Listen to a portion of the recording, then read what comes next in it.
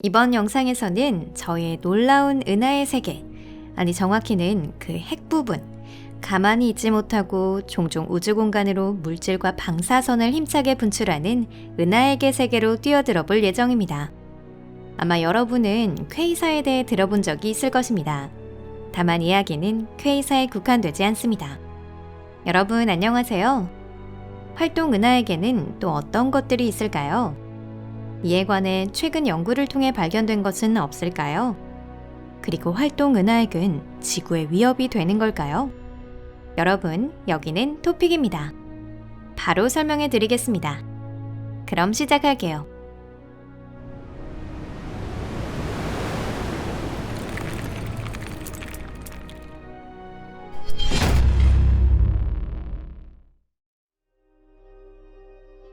활동 은하액이란 무엇인가?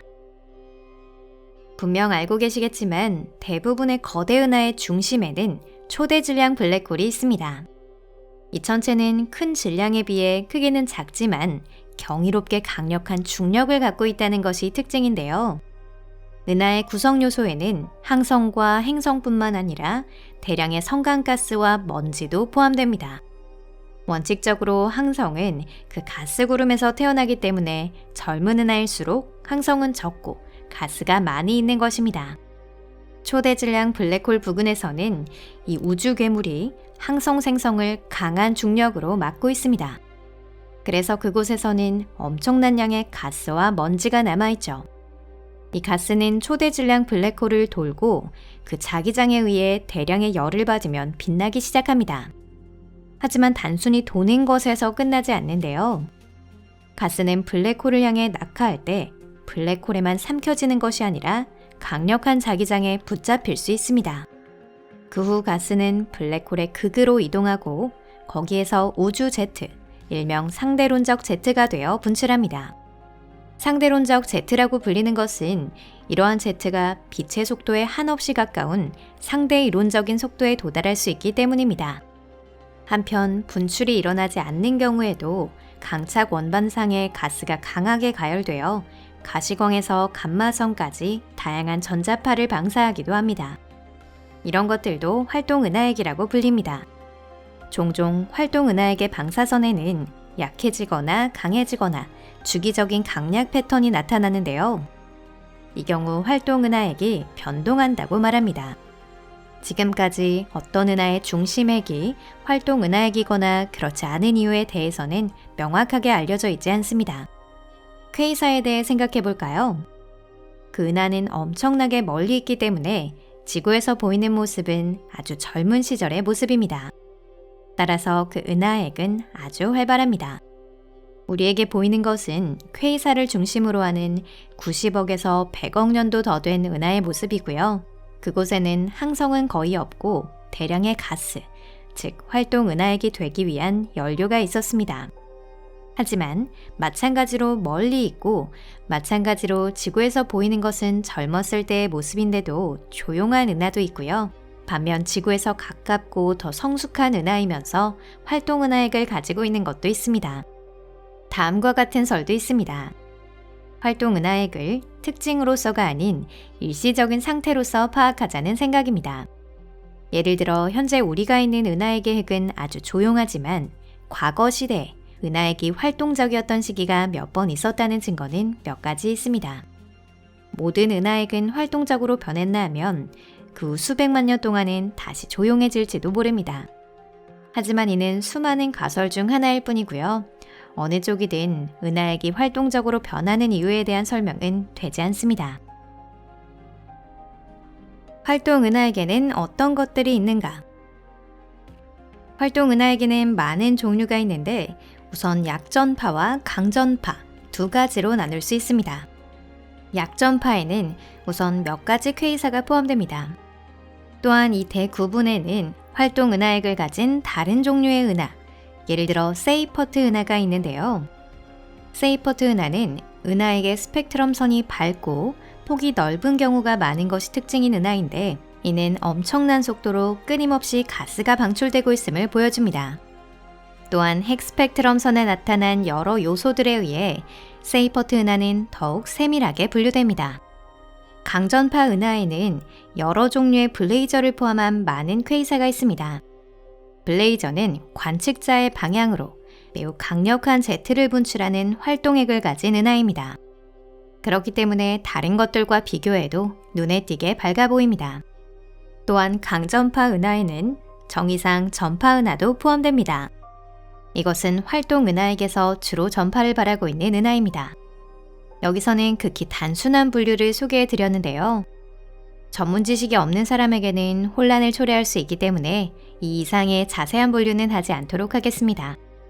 거기에 덧붙여 연구자들도 최근에는 은하의 종류를 줄여 같은 종으로 정리하려고 하는 경향이 있습니다. 이러한 단순화의 이유는 매우 간단합니다. 활동 은하에게 유형은 대부분의 경우 사실 우리가 어느 쪽에서 그 은하를 보고 있느냐에 따라 결정되기 때문인데요. 예를 들어 앞에서도 언급했듯이 상대론적 제트가 거의 수직으로 우리를 향하면 블레이저가 보이지만 같은 은하라도 측면에서 보였다면 가스와 먼지 구름 때문에 강차 권반은 가려지고 보이는 것은 제트뿐입니다. 이 경우 은하는 다른 종류로 분류됩니다. 물론 그 자체는 똑같은 거지만요.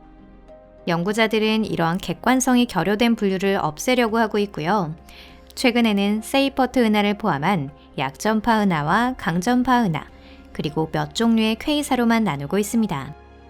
참고로 통계 데이터에 따르면 알려진 모든 은하 중 세이퍼트 은하가 차지하는 비율은 1%에도 미치지 못하는데요. 그런데 세이퍼트 은하의 가장 밝은 은하에서 차지하는 비율은 16% 이상이나 됩니다. 세이퍼트 은하의 밝기가 어느 정도인지 실감이 가시나요? 가장 아름답고 밝고 희귀한 천체 중 하나인 활동 은하액을 가진 은하들에는 어떤 것들이 있는지 조금이나마 알게 되셨다면 좋겠습니다. 이제 이번 이야기에서 가장 중요한 마지막 화제로 넘어가 보겠습니다. 활동 은하액을 가진 은하는 인류에게 얼마나 위험할까요? 그것에 관해 연구자들은 최근에 어떤 무서운 점을 발견했을까요? 활동 은하액은 위협인가? 본래 초대 질량 블랙홀은 우주 제트를 북극과 남극, 정확히 상하 두 방향으로 분출한다고 알려져 있습니다. 이 두 상대론적 제트의 방향은 변하지 않을 것입니다. 블랙홀이 회전해서 이 두 극이 다른 방향으로 향하는 일은 없다는 뜻이죠. 블랙홀이 회전하는 경우는 거의 없습니다. 다만 비슷한 질량을 가진 다른 블랙홀에 부딪혀 융합할 때는 별개입니다. 이런 일은 극히 드물게 일어나는 현상입니다. 하지만 블랙홀 근방에서 발생하는 월등히 강한 장을 과소평가해서는 안 됩니다. 초대 질량 블랙홀이 되면 더욱 그렇습니다. 이 경우 두 블랙홀의 상대론적 제트는 실제로 모든 방향으로 향하게 될 것입니다. 그것도 극에서 분출하는 것은 아닙니다. 초대 질량 블랙홀이 모든 방향을 향해 강력한 상대론적 제트를 마구 방출해서 화려하게 낭비했다는 사실을 전해드린 바 있는데요. 이 대사건은 수백만 년에 걸쳐 계속되었고 결국 우주의 대규모 구조 속에 큰 공동을 만들어냈습니다. 거기에는 아무것도 없습니다. 항성도 은하도 모든 것은 대폭발로 불타버렸죠. 그 대재앙은 딱 한 번 일어난 이해할 수 없는 사건으로 여겨졌습니다. 이렇게 말하는 건 그런 일이 두 번 다시는 일어나지 않았기 때문입니다. 하지만 이러한 천재지변은 좀처럼 일어나지 않는다 하더라도 분출 방향의 변화는 일어날 것입니다. 예를 들면 최근 마카리안 421이라고 하는 지구에서 수억 광년 떨어진 곳에 있는 블레이저가 연구자들의 주목을 끌었습니다. 그 별이 갑자기 똑바로 지구 방향으로 강력한 플라즈마와 방사선을 방출한 것인데요. 이 발견에 경악하며 인류는 곧 멸망할 것이라고 서둘러 발표한 연구자가 있었던 것도 한편으론 이해가 갑니다. 이것으로 이번 영상은 끝입니다. 이 영상이 마음에 드셨다면 좋겠네요. 물론 연구자들의 이 발견에 대해 걱정하실 필요는 없습니다. 마카리안 421의 상대론적 제트는 지구까지 닿지 않으니까요.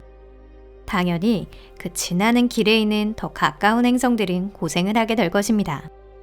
이와 마찬가지로 활동 은하액을 가진 달의 은하가 거의 정확하게 태양계를 정조준의 제트를 분출해도 지구에 위협이 되지 않습니다. 오히려 우리가 사는 은하액이 활동 은하액이 되어 빛이나 전파를 발할 위험이 훨씬 높습니다.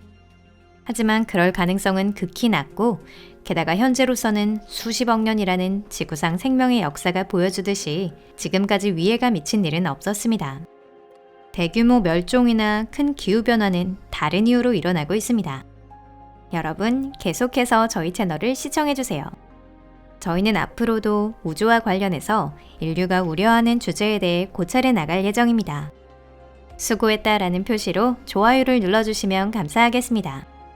그리고 이 영상을 SNS로 공유해주세요. 이제 잠깐의 작별 시간이네요. 다음 영상에서 뵙겠습니다. 안녕히 계세요.